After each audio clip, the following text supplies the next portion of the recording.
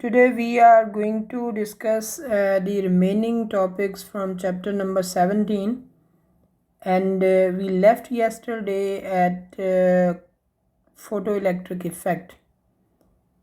We have discussed about the photoelectric effect in a great details, and today we are going to discuss Compton effect and onwards.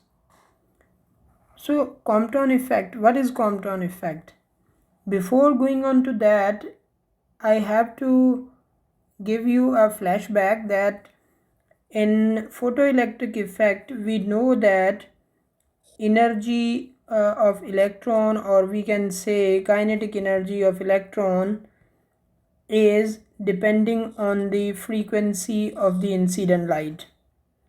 This thing was observed.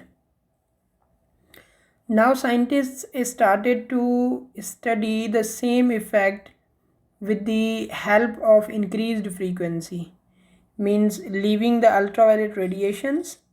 Now they started to use X-rays, that by using X-rays we have to study the behavior of interaction of energy with the matter, that how it is interacting with electrons.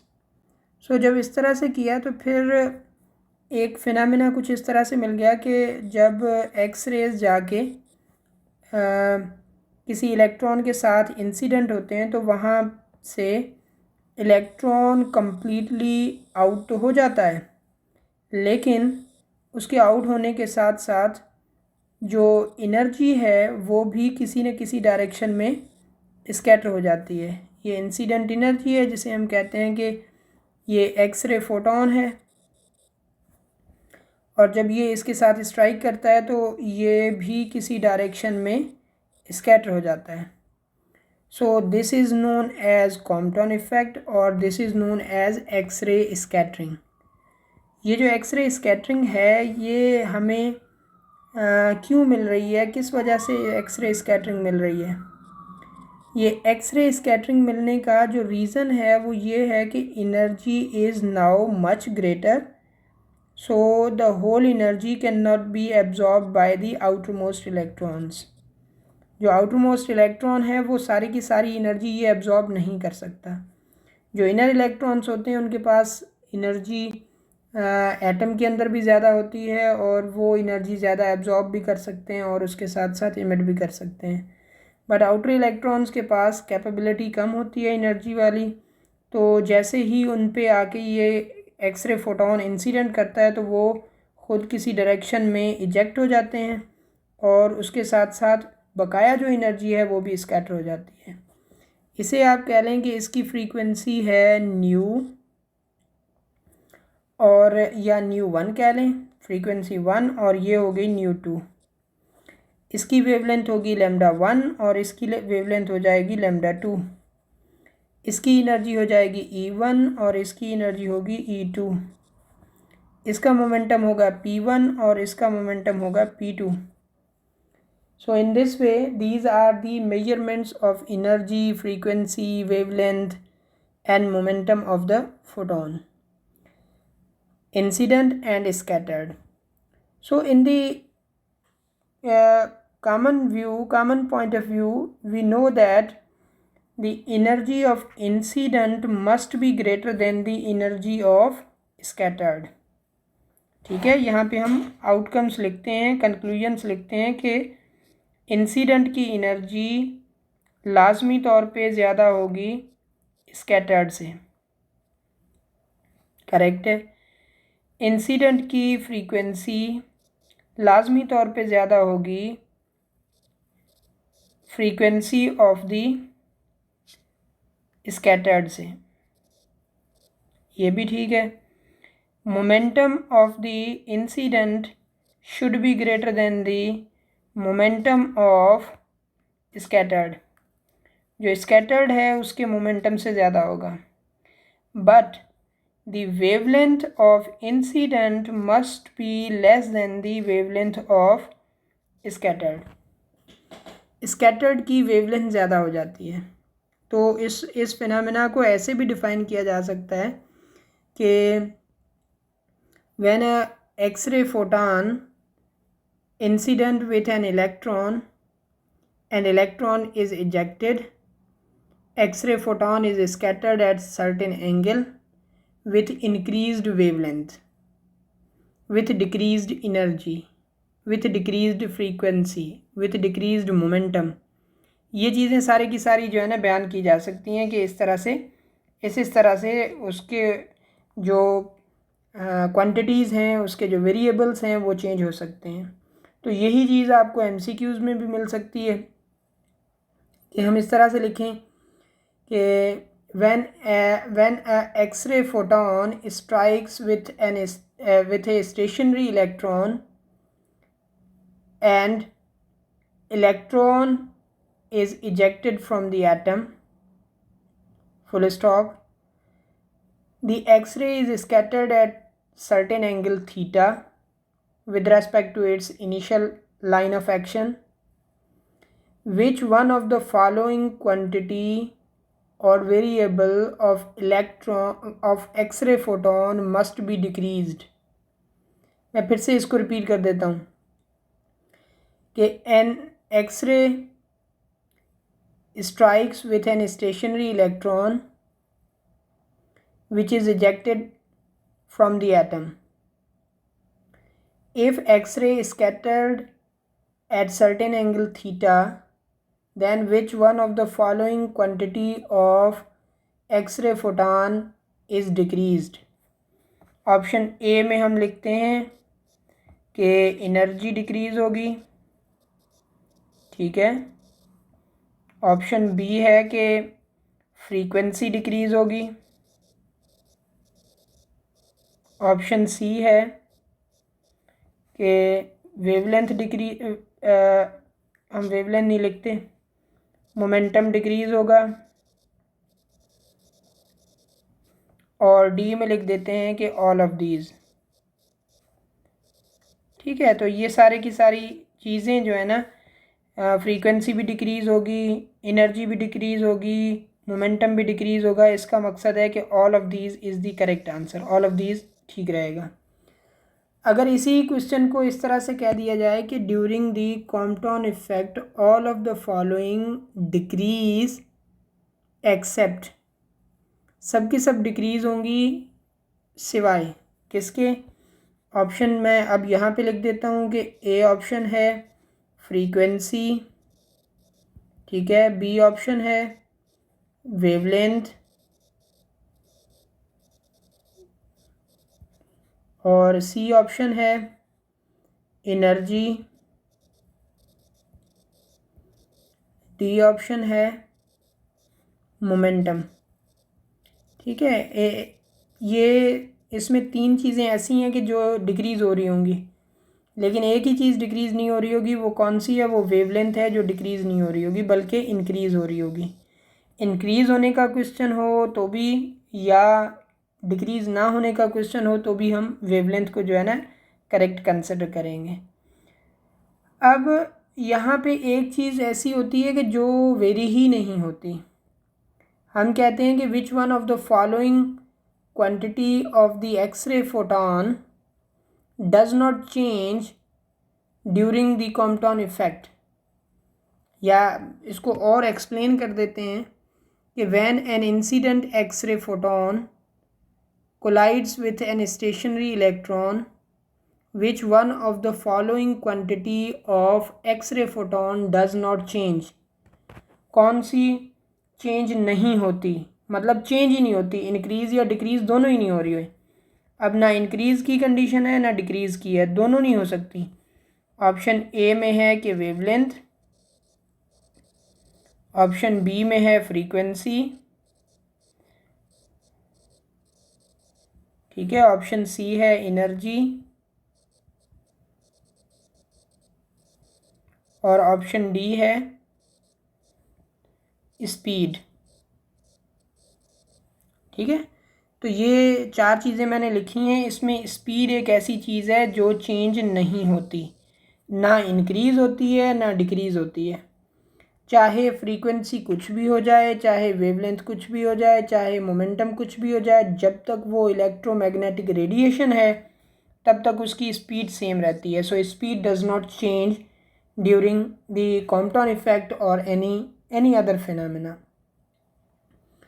तो ये Compton effect जो है ना ऐसा phenomena है जिसमें partially energy electron को transfer होती है, मुकम्मल एनर्जी ट्रांसफ़र नहीं होती. ठीक है, तो हम जब सारे प्रोसेसेस पढ़ लेंगे तो उसके बाद हम इस तरह से भी कुछ लिखेंगे, या आप ओवरऑल अगर हम ना भी लिखें तो आपको ओवरऑल जो है ना एक कंसेंसस डेवलप करना पड़ेगा कि भाई सारे फिनोमेना में से कौन सा वो फिनोमेना है जिसमें इलेक्ट्रॉन को पार्शली एनर्जी ट्रांसफ़र होती है, वो है कॉम्पटन इफेक्ट. कौन सा फिनोमेना है जिसमें फोटोन सारी की सारी एनर्जी इलेक्ट्रॉन को ट्रांसफ़र कर देता है, वो फिनोमेना है फ़ोटो इलेक्ट्रिक इफ़ेक्ट. वो कौन सा फिनोमेना है जिसमें जो फोटॉन है वो अपनी हैसियत खो के पार्टिकल्स प्रोड्यूस कर देता है, वो है पेयर प्रोडक्शन, जो कि हमने नेक्स्ट में पढ़ना है. ओके जी, तो ये कॉम्पटन इफ़ेक्ट है. और कॉम्पटन इफ़ेक्ट में कंजर्वेशन लॉज जो है ना वो ओबे होते हैं. कंजर्वेशन ऑफ मोमेंटम भी होता है, कंजर्वेशन ऑफ एनर्जी भी होता है, कंजर्वेशन ऑफ चार्ज भी होता है. ठीक है, एनर्जी और मास की कंजर्वेशन अब एक ही कंसिडर करते हैं क्योंकि energy and mass are interconvertible. अगर हम मोमेंटम की कंजर्वेशन को देखें तो यहाँ से जो फोटॉन आ रहा होता है तो इसके पास मोमेंटम होता है इस डायरेक्शन में, और यहाँ पे इलेक्ट्रॉन को हम स्टेशनरी अज्यूम करते हैं, इसका मोमेंटम ज़ीरो. तो दोनों का मोमेंटम किस डायरेक्शन में है? दोनों का मोमेंटम इस डायरेक्शन में है. अब यहाँ से फोटॉन जो है वो इस डायरेक्शन में चला जाता है, लेकिन उसका मोमेंटम डिक्रीज़ हो जाता है, लाइक इतना मोमेंटम हो गया, और इलेक्ट्रॉन जो है वो इस डायरेक्शन में निकल गया. तो अब दोनों का मोमेंटम अगर हम ऐड करेंगे, इसको इसके साथ ऐड कर दें, तो यहाँ पे मैं इसको यहाँ पे ऐड कर देता हूँ, और आप देखें कि रिजल्टेंट मोमेंटम यही है. Resultant momentum is same. तो रिजल्टेंट जो मोमेंटम है वो सेम मिल रहा है इन बिफोर कोलिजन और आफ्टर कोलिजन सेम है. जब बिफोर कोलिजन और आफ्टर कोलिजन सेम है, it means that momentum is conserved. अच्छा, एक और तरीका जो बुक वाले ने इस्तेमाल किया है वो क्या है? वो इस तरह से है. अच्छा, इसको इक्वेशन में अगर लिखें, हम इसको इक्वेशन में लिखें तो ये मोमेंटम हो जाएगा h(1/c). ठीक है, ये हो जाएगा h(2/c), और ये मोमेंटम हो जाएगा mc, नॉट mc क्योंकि ये पार्टिकल है, ये लाइट नहीं है, ये है इलेक्ट्रॉन, तो इसको कहेंगे mv. ठीक है, तो ये mv है. हम कह सकते हैं ओवरऑल कि h(1/c) equal to mv plus h(2/c), but in vector form में ये इक्वेशन वैलिड होगी, लेकिन वेक्टर फॉर्म में, स्केलर फॉर्म में वैलिड नहीं होगी क्योंकि डायरेक्शंस जो हैं यहाँ पे चेंज हैं. ठीक है, डायरेक्शंस क्या हैं? डायरेक्शंस डिफरेंट हैं, तो इस वजह से हम इनको इन टर्म्स ऑफ मैग्नीट्यूड नहीं ले सकते. अच्छा, अगर कंपोनेंट के फॉर्म में हम लेते हैं तो कंपोनेंट के फॉर्म में इस तरह से फिर लेंगे कि इसके भी दो कंपोनेंट हो रहे हैं. जो इसके दो कंपोनेंट हो रहे हैं वो कौन कौन से हैं? एक कंपोनेंट है एक्स कंपोनेंट और दूसरा है वाई कंपोनेंट. इसी तरह से इसके भी दो कंपोनेंट हैं, एक एक्स कंपोनेंट, दूसरा वाई कंपोनेंट. तो ये वाला वाई और ये वाला वाई दोनों एक दूसरे को कैंसिल करते हैं. जब कैंसिल करते हैं तो हम कह सकते हैं कि h(1/2/c sin theta minus mv sin phi is equal to 0. ये दोनों एक दूसरे को जो है ना कैंसिल कर रहे होते हैं, या ये प्लस आएगा क्योंकि ये जो है ना एक दूसरे के ऑलरेडी नेगेटिव हैं. जब ऑलरेडी नेगेटिव हैं तो इसको हम इस तरह से लिखेंगे कि ये इसके इक्वल है, एक दूसरे के इक्वल है लेकिन नेगेटिव है, इस वजह से उनका दोनों का सम क्या होगा? सम ज़ीरो मिलेगा. हमेशा सम हमें ज़ीरो मिलता है. ठीक है, तो ये MCQ के फॉर्म में भी हम लिख सकते हैं. हम कहेंगे which one of the following is always zero, या which one of the following is correct, कौन सा नीचे दिए गए जो ऑप्शंस हैं वो करेक्ट है कॉम्पटाउन इफेक्ट के अंदर। अच्छा, इसको इस तरह से लिख देते हैं, which one of the following is correct for the Compton effect. ठीक है, कॉम्पटाउन इफेक्ट के लिए कौन सा करेक्ट है। ऑप्शन ए में लिखता हूँ H/2/C equal to zero, B में लिखता हूँ H/2/C sine theta equal to zero, C में है कि H/2/C sine theta equal to H/1/C, और डी में लिखता हूँ कि D equal to H/2/C sine theta equal to MV sine phi. So इनमें से जो ये वाला ऑप्शन है ये कभी हो भी सकता है कभी नहीं भी हो सकता, ये वाला भी हो भी सकता है नहीं भी हो सकता, ये तो हो ही नहीं सकता सी, लेकिन ये चीज़ हमेशा वैलिड है। दिस इज़ ऑलवेज़ करेक्ट, ये कभी भी गलत नहीं होती, ये हमेशा करेक्ट रहेगी जब तक ये फिनोमेना होता रहेगा। तो ये है conservation of momentum, conservation of charge भी है। और फिर हम इस चीज़ को जो हम स्टडी कर रहे हैं कॉम्पटाउन इफ़ेक्ट, तो इसको हम आगे बढ़ाते हैं तो इन्हीं इक्वेशंस की बेसिस पे डेरिवेशन होती जाती है। डेरिवेशन में से हम पहुंच जाते हैं एक इक्वेशन पे जो कि होती है delta lambda equal to lambda C into 1 minus cos theta, ये इक्वेशन होती है। और ये जो इक्वेशन है, इस इक्वेशन में जो लैम्डा है that is equal to H/m0 C। ठीक है, H/m0 C, ये हमारे पास इक्वेशन मिलती है लैम्डा के लिए, H/m0 C।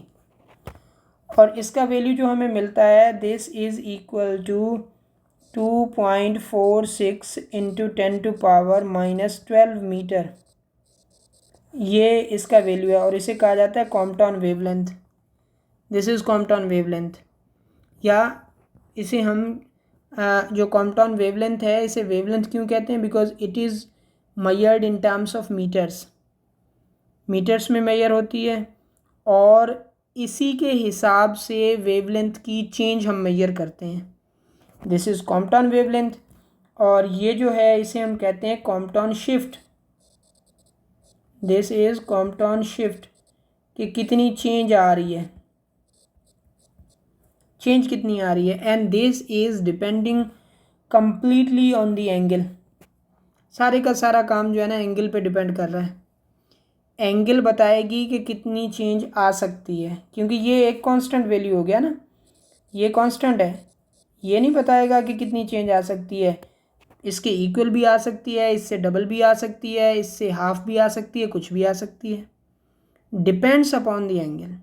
अब हम इसी चीज़ को कहते हैं कि सपोज कर लेते हैं in Compton scattering experiment X-ray photon is scattered at 60 degree angle with respect to its initial line, then what is the Compton shift।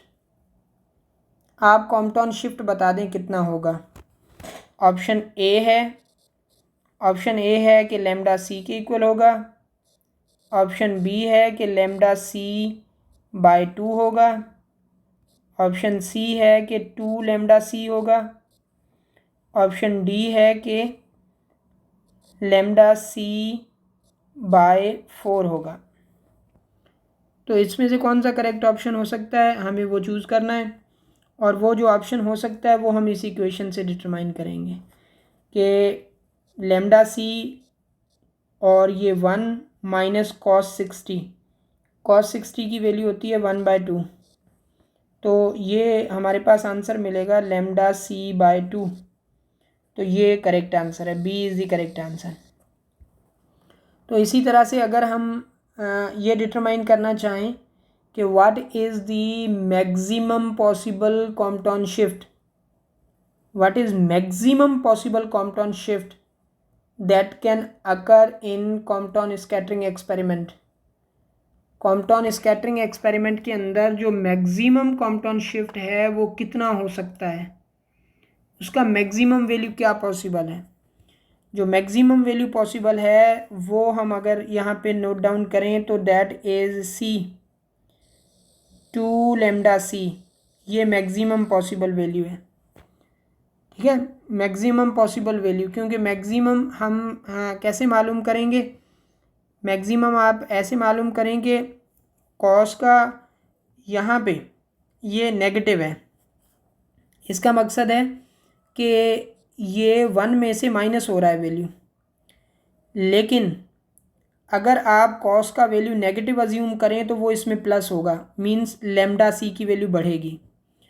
और मैक्सिमम जब इसमें माइनस हो तो मैक्सिमम इसमें ऐड होगा, तो यहाँ पे मैक्सिमम वैल्यू मिल सकता है। तो इसका मकसद है आपको मैक्सिमम नेगेटिव देखना है कि कहाँ हो सकता है। तो कॉस थीटा की जो वैल्यू मैक्सिमम नेगेटिव होती है वो होती है -1, और वो कहाँ पे होती है, वो होती है 180 डिग्री पे।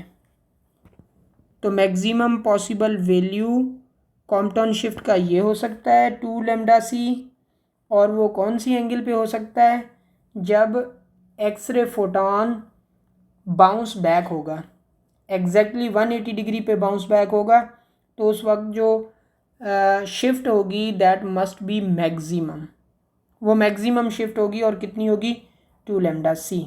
सो this is all about the Compton effect. अब आ जाते हैं हम कि अगर और हम एनर्जी बढ़ा दें, जब और एनर्जी बढ़ाएंगे तो फिर हम अल्ट्रावायलेट से एक्सरेज में, एक्सरेज में से अब गैमा रे के रीजन में चले गए। जब गैमा रे के रीजन में चले गए तो गैमा रे के पास इतनी ज़्यादा एनर्जी होती है कि वो एटम के आउटर स्ट्रक्चर से इंटरेक्ट नहीं करता, क्योंकि उसकी एनर्जी इतनी ज़्यादा है कि वो इलेक्ट्रॉन गेन कर ही नहीं सकते। तो वो न्यूक्लियस के पास जाने की कोशिश करता है, और न्यूक्लियस की जब विसिनिटी में पहुंचता है तो न्यूक्लियस उसको 2 हिस्सों में ब्रेकअप कर देता है, एक होता है इलेक्ट्रॉन और दूसरा होता है पॉजिट्रॉन।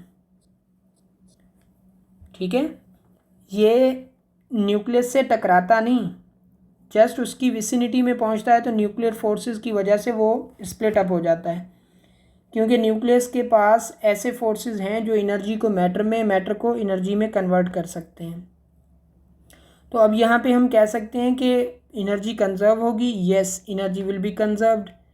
एनर्जी कंजर्व होगी तो इसका मकसद है जो हमारे पास एच न्यू की एनर्जी है वो rest energy of electron and positron भी होगी, mc² दोनों के जितनी, और प्लस में उनको जो काइनेटिक एनर्जी मिली है वो भी उसके इक्वल होगी। ठीक है, ये इक्वेशन बनती है जब ये पेयर प्रोडक्शन हो रही है। ठीक है, पेयर प्रोडक्शन में ये एनर्जीज़ होती हैं, गैमा रे आ रहा है उसके पास तो ये एनर्जी है, जब पार्टिकल प्रोड्यूस हो रहे हैं उनकी मास एनर्जीज़ भी क्रिएट हो रही हैं, उनकी काइनेटिक एनर्जीज़ भी क्रिएट हो रही हैं। तो इसकी बेसिस पे हम कहते हैं कि pair production has no significance if energy is, अगर एनर्जी इतनी हो तो पेयर प्रोडक्शन की कोई अहमियत ही नहीं है। मतलब अहमियत ना होने का मकसद है कि वो होना मुमकिन ही नहीं है, वो नहीं हो सकता। कौन सी एनर्जी पे नहीं हो सकता, ए में हम लिखते हैं कि 1.02 मेगा इलेक्ट्रॉन वोल्ट, ठीक है, इससे ग्रेटर एनर्जी हो, B energy equal to 1.02 mega electron volt, C below the energy of 1.02 mega electron volt, और D all of these। ये सारी एनर्जीज जो हैं इन पे जो पेयर प्रोडक्शन है उसका कोई भी इफ़ेक्ट नहीं होता या उसकी कोई अहमियत ही नहीं है। ए पे नहीं है, बी पे नहीं है, या सी पे नहीं है, या सब में ही नहीं है। अगर आप देखें कि एक इलेक्ट्रॉन की जो रेस्ट मास एनर्जी होती है वो होती है 0.51 मेगा इलेक्ट्रॉन वोल्ट, तो 2 इलेक्ट्रॉन की हो जाएगी 1.02 मेगा इलेक्ट्रॉन वोल्ट। इसका मकसद है 2 इलेक्ट्रॉन्स को क्रिएट करने के लिए इतनी एनर्जी चाहिए। जब इतनी एनर्जी चाहिए तो वो एनर्जी अगर होगी तो पेयर प्रोडक्शन होगी, तो मतलब बी पे पेयर प्रोडक्शन होगी। अगर इससे ज़्यादा है फिर भी पेयर प्रोडक्शन होगी, मतलब ए पे भी पेयर प्रोडक्शन हो रही होगी। अगर इससे कम एनर्जी है तो पेयर प्रोडक्शन नहीं हो सकती, मतलब सी वो ऑप्शन है जहाँ पे पेयर प्रोडक्शन नहीं हो सकती। और इसका मकसद है डी तो अब हो ही नहीं सकता, तो हमें वही ऑप्शन चूज़ करना था जहाँ पे पेयर प्रोडक्शन नहीं हो सकती। तो इसका मकसद है correct answer is C. For the energy below 1.02 mega electron volt, pair production has no significance. Pair production does not happen. Pair production वहाँ पे नहीं होता। ओके, इसमें ये भी सवाल हो सकता है कि both electron and positron are not moving in the same direction. Why? In order to conserve the momentum. Momentum को कंजर्व करने के लिए, क्योंकि पहला मोमेंटम इस डायरेक्शन में है, अगर दोनों इस डायरेक्शन में जाएंगे तो इसका मकसद है कि मोमेंटम कंजर्व नहीं है। अगर एक इस डायरेक्शन में जाए, ठीक है, दूसरा इस डायरेक्शन में जाए, तो इसका मकसद है इन दोनों का सम जो है वो इस डायरेक्शन में होगा। सो momentum is conserved, momentum conserve है।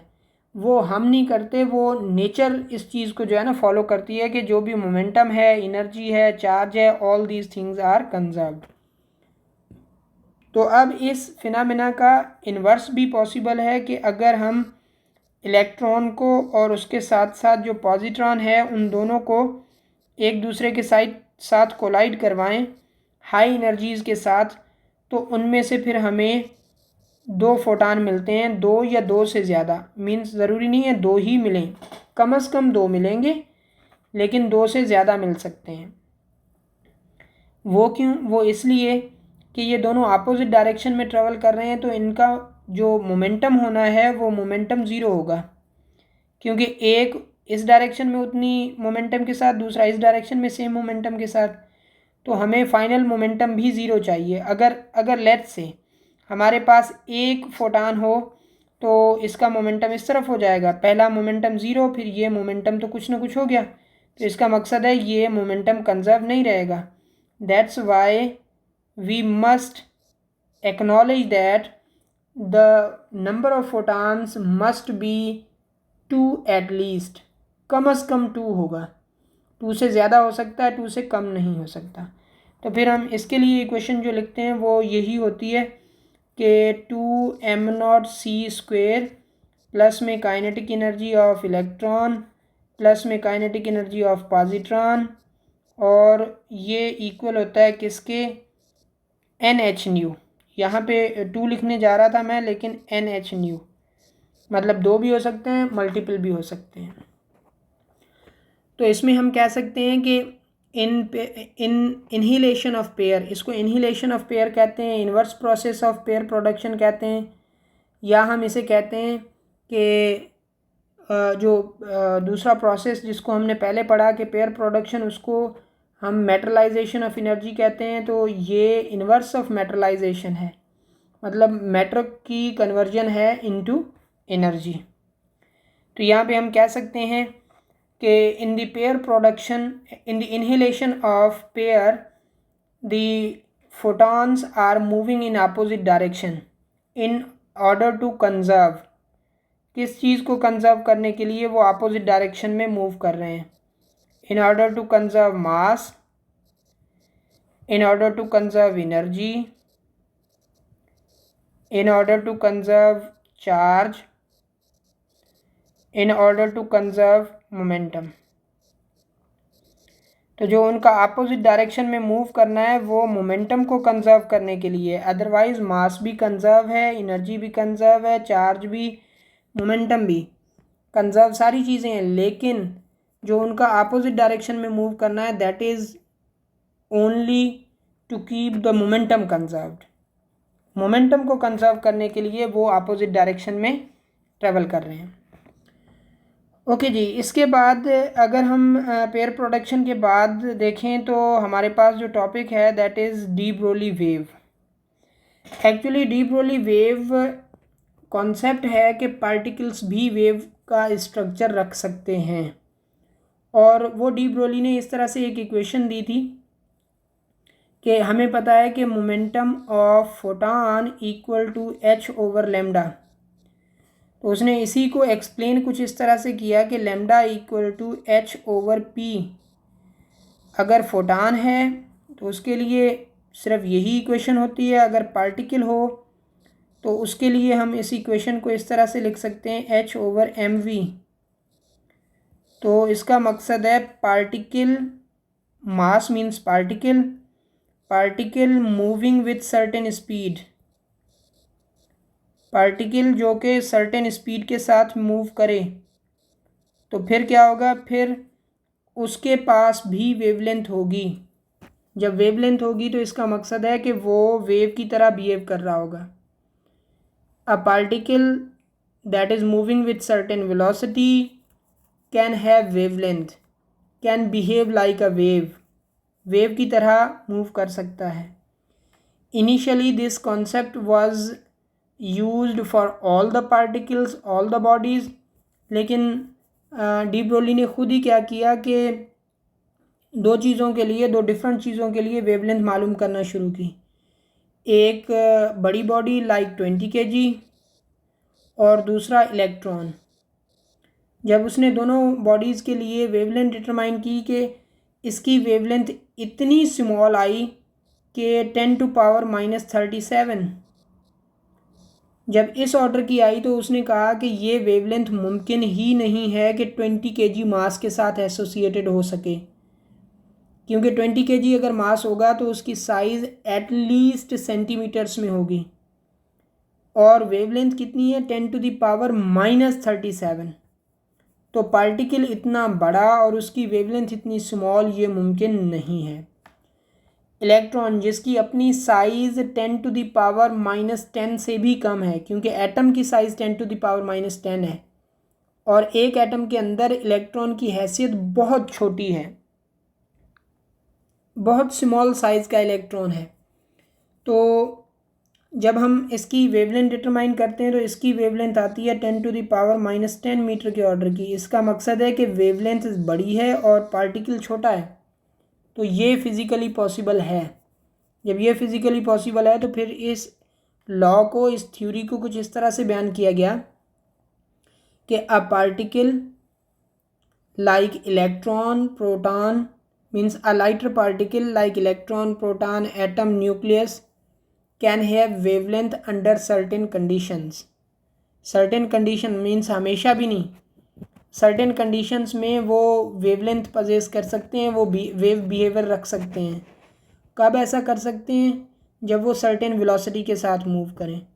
अगर इलेक्ट्रॉन रेस्ट में है तो उस कंडीशन में हम नहीं कह सकते कि वो जो है ना वेवलेंथ पजेस कर रहा होगा, उसका बिहेवियर वेव वाला होगा। No, when it is moving with high speed then it can behave like a wave. Proton, neutron, सारे ये पार्टिकल जो है ना वेव की तरह बिहेव कर सकते हैं। तो अब इस इक्वेशन में से आपको वेवलेंथ डिटरमाइन करने के लिए कहा जा सकता है कि वेवलेंथ आप डिटरमाइन करके बताएं कि what is the wavelength of the particle. आपको कोई भी पार्टिकल दे दिया जाए और फिर कहा जाए कि आप डिटरमाइन करें कि वेवलेंथ कितनी है इसकी। तो लाइक अगर हम इलेक्ट्रॉन की वेवलेंथ डिटरमाइन करने पे आएँ कि इलेक्ट्रॉन की वेवलेंथ क्या है when it is moving with certain speed, उसको एक सर्टेन स्पीड के साथ हम मूव करवाएं और मूव करवाते हुए उसकी वेवलेंथ डिटरमाइन करें। सपोज़ हम करते हैं, मैं एक एग्जांपल आपको लिखवा देता हूँ कि an electron is moving with 10⁶ metre per second, ठीक है, 10⁶ मीटर पर सेकेंड के साथ एक इलेक्ट्रॉन मूव कर रहा है 10⁶ metre per second. Then what is the wavelength of electron, electron की आप वेवलेंथ बता दें कि वेवलेंथ उसकी कितनी होगी। What is the wavelength of electron when it is moving with 10⁶ metre per second, ठीक है, 10⁶ मीटर पर सेकेंड से जब वो मूव कर रहा है उस कंडीशन में आप बताएं कि उसकी वेवलेंथ क्या है। ऑप्शन ए में लिखते हैं कि उसकी वेवलेंथ है 7.2 × 10⁻⁹ metre. B option 7.2 × 10⁻⁻10 metre. C option 7.2 × 10⁻⁻11 metre. D option 7.2 × 10⁻⁻12 metre. So these are the 4 options. आपको वेवलेंथ बतानी है कि कौन सी जो है ना करेक्ट वेवलेंथ है for the electron under the given condition. आपने जस्ट क्या करना है, इसी इक्वेशन में वैल्यू सब्सटीट्यूट करने हैं। एच की वैल्यू आपको पता है 6.63 × 10⁻⁻34 डिवाइडेड बाय 9.1 × 10⁻⁻31 × 10⁻6, तो ये हो जाएगा 0.72 × 10⁻⁻9 मीटर। अब ऐसा कोई भी ऑप्शन है नहीं, 10⁻⁻9 है लेकिन 7.2, तो आपने ये डेसिमल यहाँ पे शिफ्ट करना है तो एक पावर माइनस का और बढ़ जाएगा, तो इसका मकसद है B answer is the correct one. तो बी आंसर जो है ना वो करेक्ट है।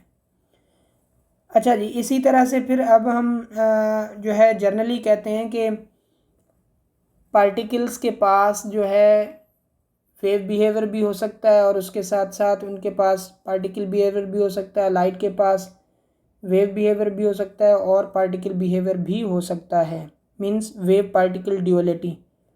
ये कॉन्सेप्ट्स हमने अभी तक डिस्कस किए। तो अब हम आ जाते हैं कि हाइजेनबर्ग अनसर्टेनिटी प्रिंसिपल। असल में ये हाइजेनबर्ग अनसर्टेनिटी प्रिंसिपल यही चीज़ बता रहा है कि we are not certain, we are always uncertain. हमें हमेशा अनसर्टेनिटी रहती है। जो हमें अनसर्टेनिटी रहती है वो किस चीज़ की रहती है, वो मेजरमेंट में भी रहती है और उसके साथ साथ बिहेवियर में भी रहती है। कि एक फोटॉन है, वो फोटॉन हम हमेशा अनसर्टेन रहेंगे कि पता नहीं कौन सा उसका बिहेवियर होगा। हम ये नहीं कह सकते कि उसका बिहेवियर पार्टिकल है, हम एडवांस में नहीं कह सकते कि उसका पार्टिकल वाला बिहेवियर या वेव वाला बिहेवियर है। तो फिर हमें कैसे पता चलेगा कि उसका बिहेवियर कौन सा है? हम वो जब मैटर के साथ इंटरेक्ट करेगा उसमें से बताएंगे कि उसका बिहेवियर कौन सा है। Behaviour can be defined from the interaction with matter और अदर थिंग्स। दूसरी चीज़ों के साथ उसका इंटरेक्शन होगा, उसकी बेसिस पे बताएंगे। तो एक्चुअली हाइजेनबर्ग अनसर्टेनिटी प्रिंसिपल की एक इक्वेशन है जो एमसीक्यूज़ में उसके चांसेस ना होने के बराबर हैं, लेकिन फिर भी हम कहते हैं कि uncertainty, product of uncertainty in position and uncertainty in momentum is equal or greater than Planck's constant. ठीक है, जो मोमेंटम की अनसर्टेनिटी और उसके साथ साथ जो पोजीशन की अनसर्टेनिटी है, उन दोनों की प्रोडक्ट हमेशा प्लैंक्स कांस्टेंट के ऑर्डर के इक्वल या उससे ज़्यादा होती है।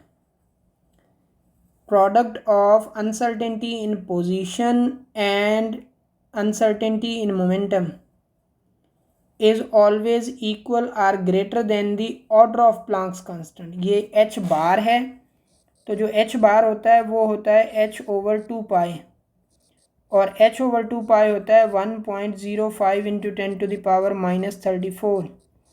इसका मकसद है ये अप्रॉक्सीमेटली इक्वल है -34 के।